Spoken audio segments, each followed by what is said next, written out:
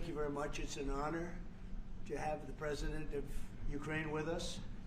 We've had a lot of good discussions, a lot of good talks, and I think progress is being made, very substantial progress in many ways. We had a good meeting, as you know, just a short while ago with the President of Russia, and I think there's a possibility that something could come out of it, and today's meeting is very important. We have, I guess, the seven very powerful leaders from Europe, and we're going to be meeting with them right after this meeting, and thank you very much for being here. Thank you so much, Mr. President. If I can, first of all, thank you for invitation, and thank you very much for your efforts, personal efforts to stop killings and stop this war. Thank you, and using this opportunity, many thanks to your wife, First Lady of the United States. She sent a letter to Putin about our children, abducted children, and my wife, First Lady of Ukraine, she gave the letter. It's not to you, to your wife. Oh, I want it. Yeah.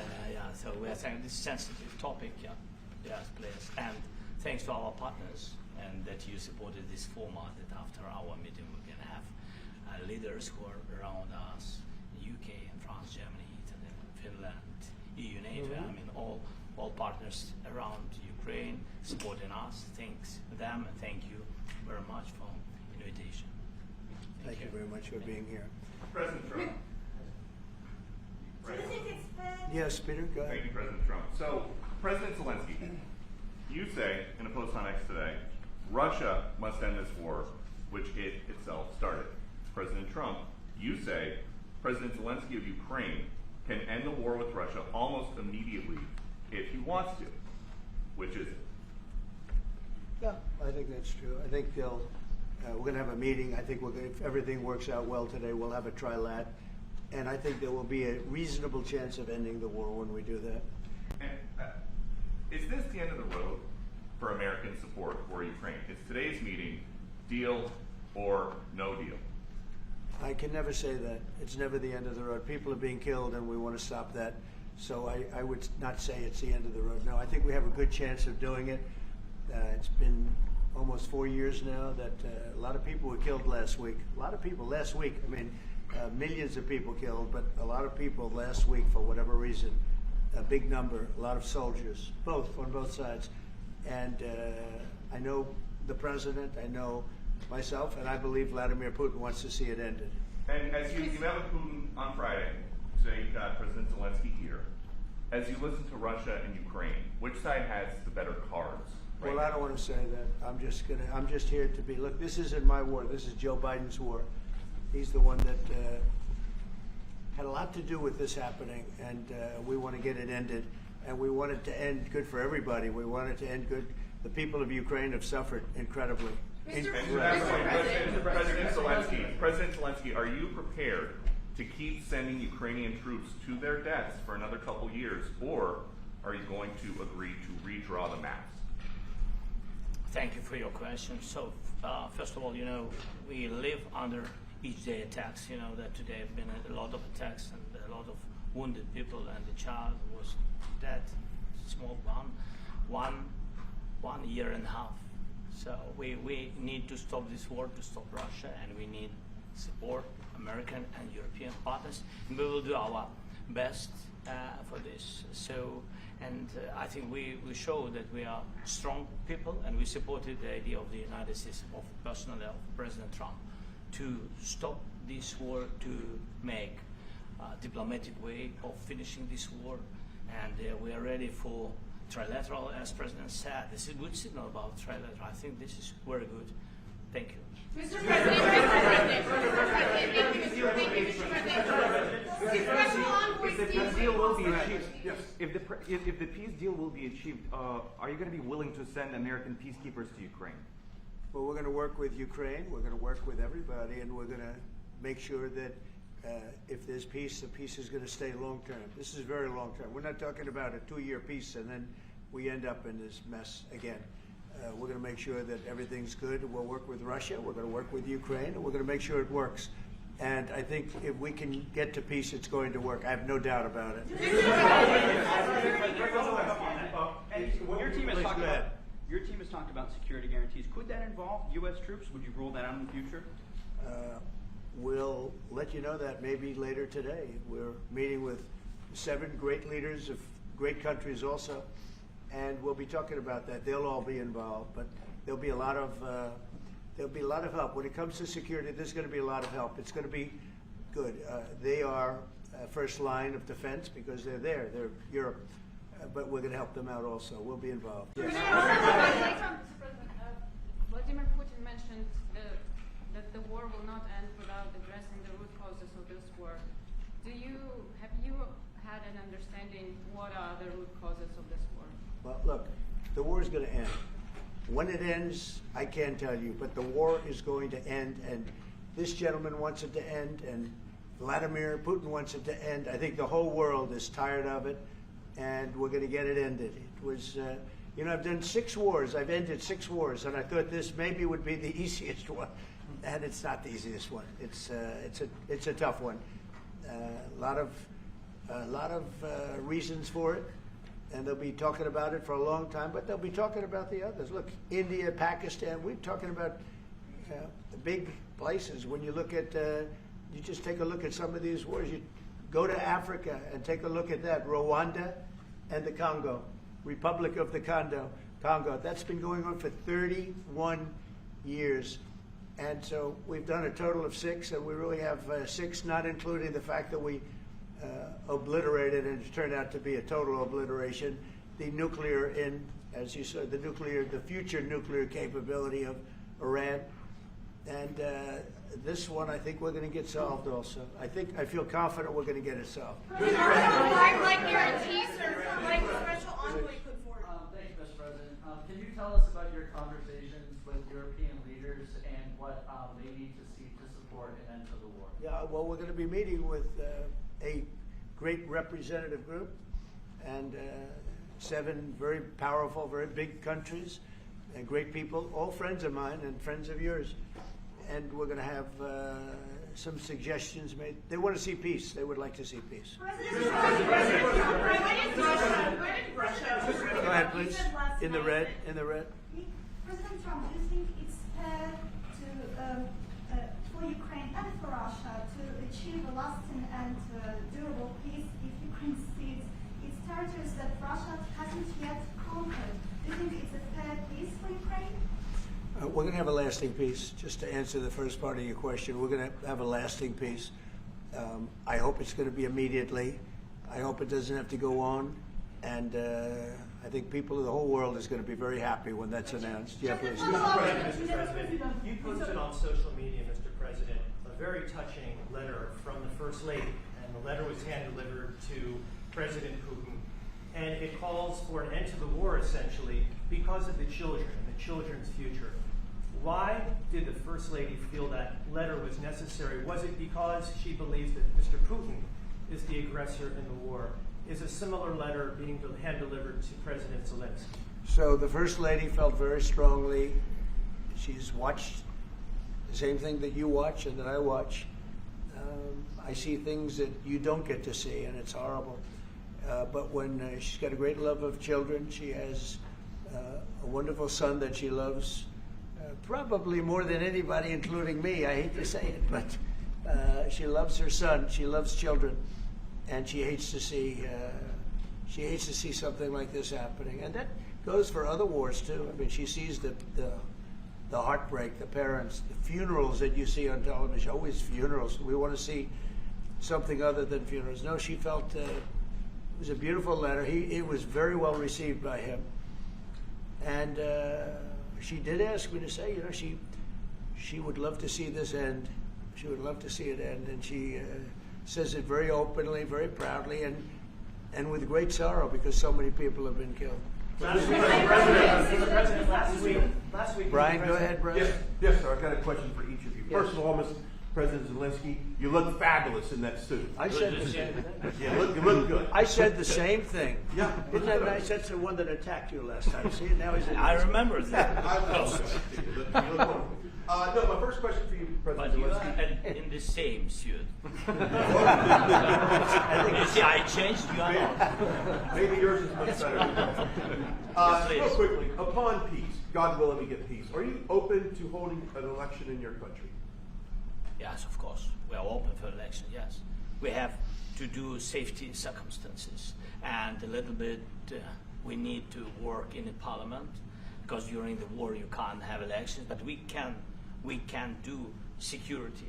We need, maybe, how to say, we need a truth, yes, everywhere, in the battlefield, in the sky, in the sea, yeah, to make possible for people to do democratic, open, legal elections. So you say we're ready. during the war you can't have elections.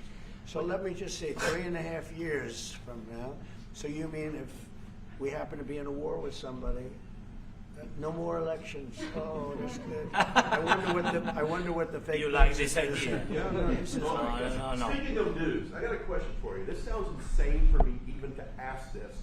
But do you think the American media really doesn't even want a peace deal? Because they've seen they've been so critical of you every step of the way as you lead the charge for peace. It's an amazing phenomenon. I said that if in the settlement you got Moscow, St. Petersburg, and thousands of miles around them, they would say I made a bad deal. The level of hatred and animosity is incredible. Not with all. I mean, we have great people up here. We also have terrible people up there that I think are told what to say. But, you know, in solving all of these wars, they don't even write about it. You know, I saw major wars. I saw wars that have been going on for 31, 35, and 37, and a couple of quicker ones.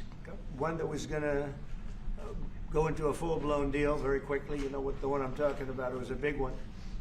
But they don't even write about that. No matter what I do, no matter what, and you know, this is not anything to do with you. It's probably to your advantage in a certain way. But no matter what I do, no matter what deal I make, from my standpoint, you'll come out good. Maybe President Putin will come out good. But they'll say, Trump was absolutely horrible. It's just that, and I've lived with that for a long time. I've lived with it since just before the first election. I used to get great publicity. Now I get the worst publicity anyone's ever gotten in office, but I won in a landslide, so that people understand. They're the only ones that count, ultimately. But I've also had great reporters. I've had journalists that are very good. But it's very sad when you do the right thing. As an example, they said, because of the fact that Vladimir Putin came to American soil, this was a tremendous defeat for Donald Trump. No, it was really wonderful that he did it. It was a hard thing for him to do, to be honest with you. It was the opposite of what they said, but they said it. Now, if he didn't come, they'd say that was also bad for Trump. You know, there's no way. And there's just a great dishonesty of the press, and I think that's why it's lost its credibility. You know, its credibility is at an all-time low. We have a thing going on right now in D.C. We went from the most unsafe place anywhere to a place that now friends are calling me up, Democrats are calling me up, and they're saying, sir, I want to thank you. My wife and I went out to dinner last night for the first time in 4 years, and Washington, D.C. is safe, and you did that in 4 days. I'll tell you, it's safe. I had another friend of mine, he has a son who's a great golfer, he's on tour, and he came in 4th yesterday in the big tournament where Scotty Scheffler made the great shot, and he said his son is going to dinner in Washington, D.C. tonight. I said, would you have allowed that to happen a year ago? He said, no way, no way. He said, what you've done is incredible. And I think the people realize it. But the press says, he's a dictator, he's trying to take over. No, all I want is security for our people. But people that haven't gone out to dinner in Washington, D.C. in 2 years are going out to dinner. And the restaurants the last 2 days were busier than they've been in a long time. Thank you. I walked around yesterday with MTG. If you can walk around with DC with MTG and not be attacked, the city is safe. Yes. Thank you, Mr. President. Last week you warned of what you called severe consequences if a 30-day ceasefire or any type of ceasefire were not agreed to by Russia. Will there be severe consequences? Does that change because of I don't think you need a ceasefire. You know, if you look at the 6 deals that I settled this year, they were all at war. I didn't do any ceasefires. And I know that it might be good to have, but I can also understand strategically why, well, you know, one country or the other wouldn't want it. You have a ceasefire and they rebuild and rebuild and rebuild, and, you know, maybe they don't want that. But if you look at the 6 deals that we made peace and you know, long-term, long-running wars, I didn't do any ceasefires. Would I like the concept. You know, I like the concept of a ceasefire for one reason, because you'd stop killing people immediately, as opposed to in 2 weeks or 1 week or whatever it takes. But we can work a deal where we're working on a peace deal while they're fighting. They have to fight. I wish they could stop. I'd like them to stop. But strategically, that could be a disadvantage for one side or the other. But all of these deals I made without even the mention of the words ceasefire. President Zelenskyy, can you explain the decision to offer Ukraine Article 5-like security guarantees, but stop short of pushing for their full membership? Yeah, well, we haven't done anything on that yet. If you look back and you go back long before President Putin, it was always a statement that they would never allow Ukraine into NATO. So that was a statement that was made, but we haven't discussed any of that yet. We're going to be discussing it today. But we will give them very good protection, very good security. That's part of it. And the people that are waiting for us, they are, I think they're very like-minded. They want to help out also. Thank you, President Trump. The United States has already given hundreds of billions of dollars to this war effort in Ukraine. Biden. At best, it is a stalemate, and the killing continues. So, President Trump, how much more is the United States willing to give Ukraine? And President Zelenskyy, how much more do you want?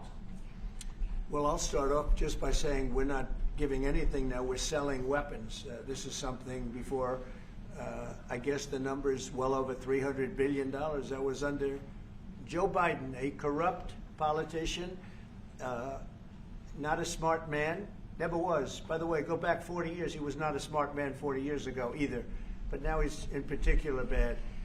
This was done by a corrupt administration that shouldn't have been in, and frankly, if the right results of the election were given, if I were president, this war would have never taken place, and he would have been very happy, because he would have liked to have seen. I mean, they went through hell. He went through hell. This war would have never happened, and the people that were killed, a couple of million people, a lot of people with soldiers and everything else, and the people that have been displaced and forced into other areas and other countries because of what's happened, none of that would have happened. And I'm just saying that he was a horrible president, whether it was the borders or this. He was just a horrible, corrupt president. Mr. President, Do you want to answer? I can. Thank you so much. So first of all, we have possibility now to buy weapon from the United States. We are thankful for this program and this opportunity. We are thankful for Europe. They pay for this. And through NATO program, for example, Pearl and etc., we have some programs where we can have some money to finance this. And this is a part, I think, it's not a part for the war and to defend us. It also will be a part for security guarantees, to strengthen our army, to rearm Ukrainian army. This is very, very important. And it depends how much money we need to rearm. For example, the question of air defense, we spoke about it with President Trump, and I'm happy that we have now bilateral decisions and we work on it with production, American production. Nobody in Europe has so many air defense like Patriots, for example. We need it very much, and this is also about defending. And I think, I think the good news, we make the best military equipment in the world by far. You mentioned the Patriots. How good are they? Systems. We have systems, they're literally 100% foolproof. And it's really like shooting two bullets, two bullets hitting each other in the air in a space like this. The chances, 100%. It's 99 to 100%. So we sell the equipment to NATO. And NATO does what, I don't know what the arrangement is that you have with, but I know that they want you to have the equipment. And we're getting the best equipment in the world, but they pay us for the equipment. Under Biden, it was just crazy what was going on. I believe the number is over 300. I think it could be $350 billion worth of equipment and money and everything else. And we've made more progress in settling this war in the last 2 months and they made in 4 years. This should have been settled a long time ago, but it should have never happened. Yeah, please. You pushed out on social media. All right, Brian, go first. You pushed out on social media about doing away with mail-in ballots and potentially electronic voting machines. Can you explain on that? How? Well, I will. That's a very off-topic. Just really quickly, mail-in ballots are corrupt. Mail-in ballots. You can never have a real democracy with mail-in ballots. And we, as a Republican Party, are going to do everything possible that we get rid of mail-in ballots. We're going to start with an executive order that's being written right now by the best lawyers in the country to end mail-in ballots because they're corrupt. And you know that we're the only country in the world, I believe, I may be wrong, but just about the only country in the world that uses them because of what's happened. Massive fraud all over the place. The other thing we want change are the machines. For all of the money they spend, it's approximately 10 times more expensive than paper ballots. And paper ballots are very sophisticated with the watermark paper and everything else. We would get secure elections. We'd get much faster results. The machines, I mean, they say we're going to have the results in 2 weeks. With paper ballots, you have the results that night.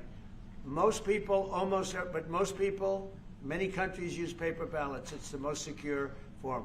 So between paper ballots, very, very important, paper ballots, and I think maybe even more important, the mail-in voting. We're going to end mail-in voting. It's a fraud. If you have mail-in vote, even Jimmy Carter with this commission, they set it up. He said the one thing about mail-in voting, you will never have an honest election if you have mail-in. And it's time that the Republicans get tough and stop it because the Democrats want it. It's the only way they can get elected. Because with men and women's sports and with transgender for everybody and open borders and all of the horrible things, and now the new thing is they love crime.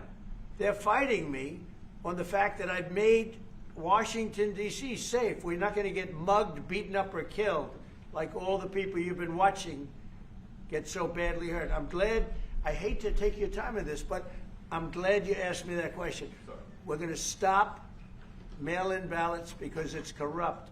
You know, when you go to a voting booth and you do it the right way and you go to a state that runs it properly, you go in, they even ask me, they asked me for my license plate, for identify. I said, I don't know if I have it. He said, sir, you have to have it. I was very impressed, actually. But it's very hard to cheat with mail-in voting. As you know what happens in California, it's so corrupt, where some people get 5, 6, 7 ballots delivered to them. Now, we got to stop mail-in voting, and the Republicans have to lead the charge. The Democrats want it because they have horrible policy. If you have mail-in voting, you're not going to have many Democrats get elected. That's bigger than anything having to do with redistricting, believe me. And the Republicans have to get smart. We're not going to have a country. I said for a long time at rallies, you need borders and you need free and fair elections. Those two things. Otherwise, you don't have. We have strong borders now. In 90 days, Mr. President, we didn't have 1, 0, 0, and 3 months. Not one person came in illegally into our country. In fact, even I find that hard to believe, but it's run by a little bit of a liberal group that put out the numbers, so I guess it's, but 0, 0, and 0. You go back a year ago, 2 years ago, 3, millions of people poured into our country. It was terrible. Thank you very much. What guarantees do you need from President Trump to be able to make a deal? Is it American troops, intelligence, equipment? What is it? Everything. Really, it includes 2 parts. First, strong Ukrainian army. That's what I began to discuss with your colleagues. And it's a lot about weapon and then people and training missions and intelligence. And second, we will discuss with our partners. It depends on the big countries, on the United States, on a lot of our friends. And Mr. President, are you willing to commit American troops to that NATO-like protection in order to get President Zelenskyy to a deal today? Well, I don't know if you define it that way, but NATO-like, I mean, we're going to give, we have people waiting in another room right now. They're all here from Europe, biggest people in Europe, and they want to give protection. They feel very strongly about it, and we'll help them out with that. I think it's very important. I think it's very important to get the deal done. You've been involved with the peacekeeping in Ukraine since your first day in the administration. say to the Ukrainian people right now who are suffering under the Russian attacks and hoping that the American people will stand with them? Well, I know Ukrainian people. I've known many over the years. They're great people. They're smart. They're energetic. They love their country. I mean, they love their country, and we want to get this war ended. That's all I can do. I love the Ukrainian people, but I love all people. I love the Russian people. I love them all. I want to get the war stopped. Very important. Mr. President, was there any aspect of your discussion with Vladimir Putin that left you disappointed? Look, we just spoke to, I was just telling the president, I just spoke to President Putin indirectly, and we're going to have a phone call right after these meetings today. And we may or may not have a trilat. If we don't have a trilat, then the fighting continues. And if we do, we have a good chance. I think if we have a trilat, there's a good chance of maybe ending it. But he's expecting my call when we're finished with this meeting. Thank you very much.